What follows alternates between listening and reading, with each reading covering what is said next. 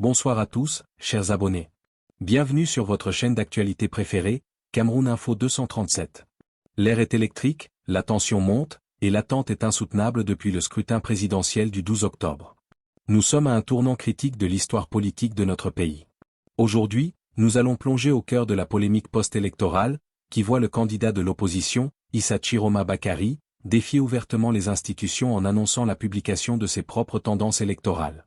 Nous allons vous expliquer en détail quelle est la méthodologie très stratégique utilisée par le FSNC, et pourquoi il se concentre sur seulement 18 départements.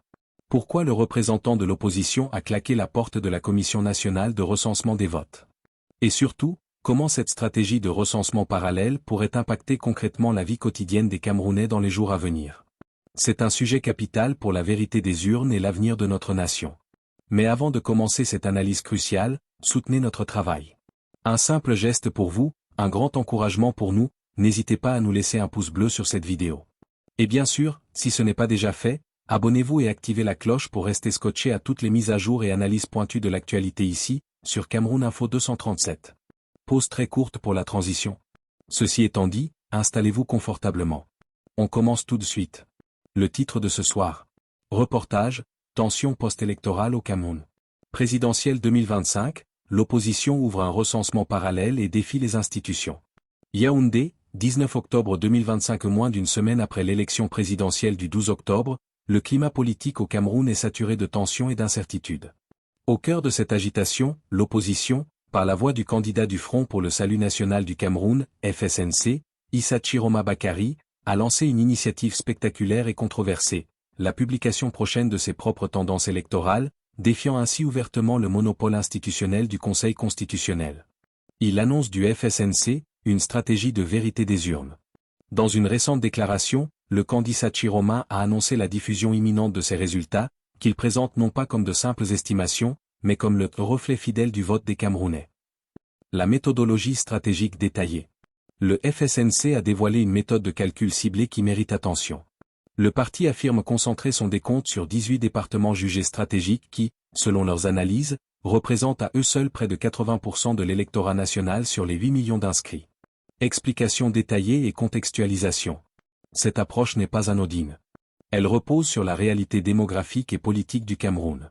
Le choix de départements comme Ouri, Douala et Moundi, Yaoundé, est logique, car les capitales économiques et politiques concentrent une forte densité de population et d'électeurs.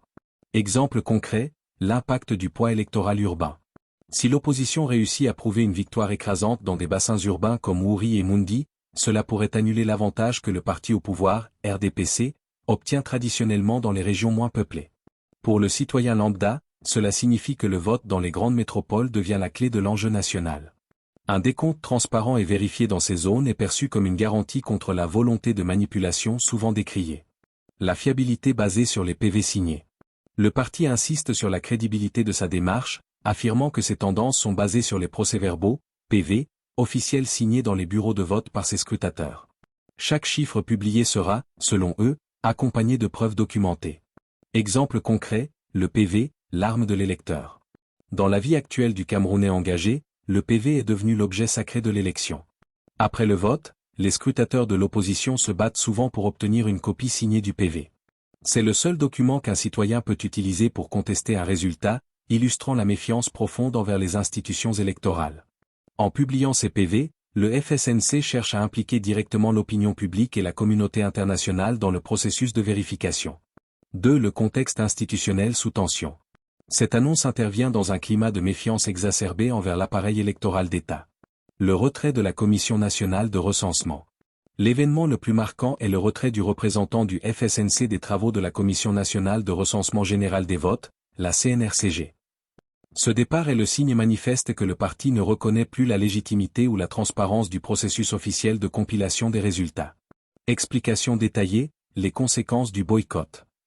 En se retirant, l'opposition envoie un message clair, elle considère que les dés sont pipés au niveau central. Pour les Camerounais, cela renforce la perception que les résultats ne sont pas fixés par les urnes, mais par des négociations ou des arrangements à huis clos. Ce retrait est une mise en scène stratégique pour préparer l'opinion à un possible rejet des chiffres officiels à venir. L'appel à la communauté internationale. Le FSNC a expressément appelé la communauté internationale et les observateurs à suivre ses propres tendances. L'exemple de l'influence extérieure. Dans un pays où l'économie et la stabilité dépendent souvent des partenaires internationaux, FMI, Banque mondiale, Union européenne, l'appel à la vigilance extérieure est une tactique de pression. Si le décompte du FSNC est largement relayé et considéré comme crédible par des acteurs externes, cela pourrait rendre très difficile pour le gouvernement de faire accepter un résultat officiel diverge sans provoquer une crise diplomatique ou des troubles sociaux. Conclusion, un scrutin à deux vitesses. L'élection présidentielle de 2025 se déroule désormais sur deux terrains, celui des institutions officielles, ELECAM et Conseil constitutionnel, et celui des contre-propositions de l'opposition. Ce recensement parallèle du FSNC n'est pas seulement une revendication de victoire, c'est un acte politique visant à démontrer et à légitimer sa propre version des faits. Le défi est immense, maintenir la vérité des urnes face à l'appareil d'État, sans basculer dans le chaos. Le peuple camerounais retient son souffle, attendant de savoir quelle vérité l'emportera.